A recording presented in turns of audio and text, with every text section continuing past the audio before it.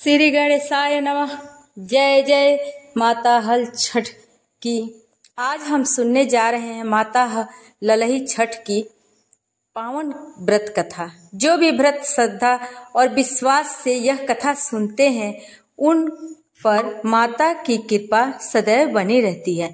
संतान सुख, दीर्घायु और सौभाग्य प्राप्त होता है।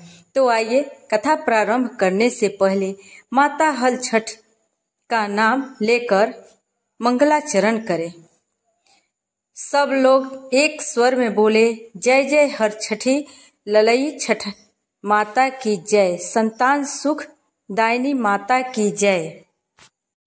भाद्रपद माह के कृष्ण पक्ष की षष्ठी को यह पर्व भगवान श्री कृष्ण के ज्येष्ठ भ्राता श्री बलराम जी के जन्म उत्सव के रूप में मनाया जाता है। इसी दिन श्री बलराम जी का जन्म हुआ था। श्री बलराम जी का प्रधान शस्त्र हल और मुसल है। इसी कारण उन्हें हलधर भी कहा जाता है। उन्हीं के नाम पर इस पर्व का नाम हल षष्ठी पड़ा।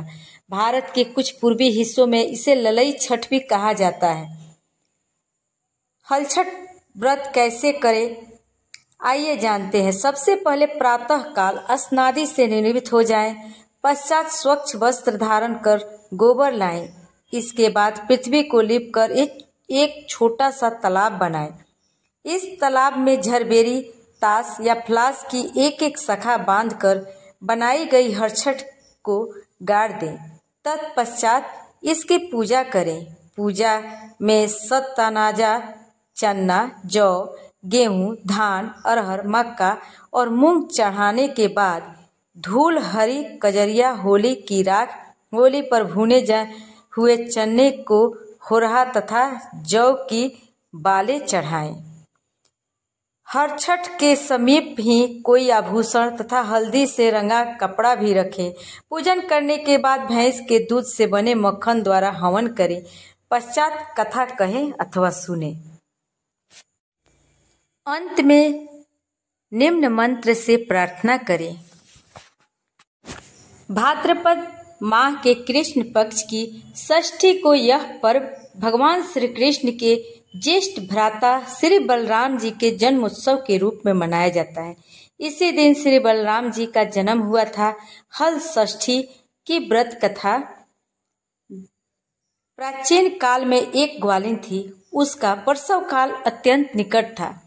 एक ओर वह प्रसव से व्याकुल थी तो दूसरी ओर उसका मन गौरस, दूध, दही बेचने में लगा हुआ था। उसने सोचा कि यदि प्रसव हो गया तो गौरस यूं ही पड़ा रह जाएगा। यह सोचकर उसने दूध दही के घड़े सिर पर रखे और बेचने के लिए चल दी। किंतु कुछ दूर पहुंचने पर उसे असहनीय प्रसव पीड़ा हुई। वह एक झरबेरी की ओट में चली गई। वहां एक बच्चे को जन्म दिया। वह बच्चे को वहीं छोड़कर पास के गांव में दूध दही बेचने चली गई। संजोग से उस दिन हल षष्ठी थी। गाय भैंस के मिश्रित दूध को केवल भैंस का दूध बताकर उसने सीधे साधे गांव वालों में बेच दिया। उधर जिस झरबेरी के नीचे उसने बच्चे को छोड़ा था उसके समीप ही खेत में एक किसान हल जोत रहा था। अचानक उसके बैल भड़क उठे और हल का फल शरीर में घुसने से वह बालक मर गया। इस घटना से किसान बहुत दुखी हुआ। फिर भी उसने हिम्मत और धैर्य से काम लिया। उसने झरबेरी के कांटों से ही बच्चे के चीरे हुए पेट में टांके लगाए और उसे वहीं छोड़कर चला गया। कुछ देर बाद ग्वालिन दूध बेचकर वहां आ गई। बच्चे की ऐसी दशा देखकर उसे समझते देर नहीं लगी कि यह सब उसके पाप की सजा है। वह सोचने लगी, यदि मैंने झूठ बोलकर गाय का दूध न बेचा होता और गांव की स्त्रियों का धर्म भ्रष्ट न किया होता तो मेरे बच्चे की यह दशा न होती। अतः मुझे लौटकर सब बातें गांव वालों को बताकर प्रायश्चित करना चाहिए। ऐसा निश्चय कर वह उस गांव में पहुंची जहां उसने दूध दही बेचा था। वहां गली गली घूमकर अपनी करतूत और उसके फल स्वरूप मिले दंड का बखान करने लगी। तब स्त्रियों ने स्वधर्म रक्षार्थ और उस पर रहम खाकर उसे क्षमा कर दिया और आशीर्वाद दिया। बहुत से स्त्रियों द्वारा आशीर्वाद लेकर जब वह पुनः झरबेरी के नीचे पहुंची तो यह देखकर आश्चर्यचकित रह गई कि वहां उसका पुत्र जीवित अवस्था में पड़ा है। तभी उसने स्वार्थ के लिए झूठ बोलने को ब्रह्म हत्या के समान समझा और कभी झूठ न बोलने का प्रण लिया। हे देवी, आपने गंगा द्वार, कुशावर्त, बिल्वक, नील पर्वत और कनखल तीर्थ में स्नान करके भगवान शंकर को पति के रूप में प्राप्त किया है। सुख और सौभाग्य देने वाली ललिता देवी, आपको बारंबार नमस्कार है। आप मुझे अचल सुहाग दीजिए। इस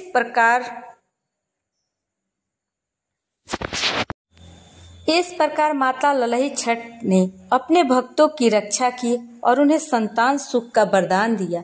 इस व्रत को करने से स्त्रियों को अखंड सौभाग्य और संतान की प्राप्ति होती है। जो भी भक्त सच्चे मन से यह कथा सुनते हैं उन्हें पुण्य फल प्राप्त होता है। अगर व्रत, पूजा या कथा में कोई त्रुटि हुई हो तो क्षमा करें। अब सब मिलकर माता हर छठी की जय बोले। सभी एक साथ बोले, हर छठी मैया की जय, ललई छठी माई की जय, संतान सुखदायिनी माता की जय, शांति, समृद्धि और संतान सुख प्रदान करे। जय माता दी। आप सभी माताओं बहनों को ललई छठ की हार्दिक शुभकामनाएं। माता हर छठी की कृपा आपके परिवार पर बनी रहे।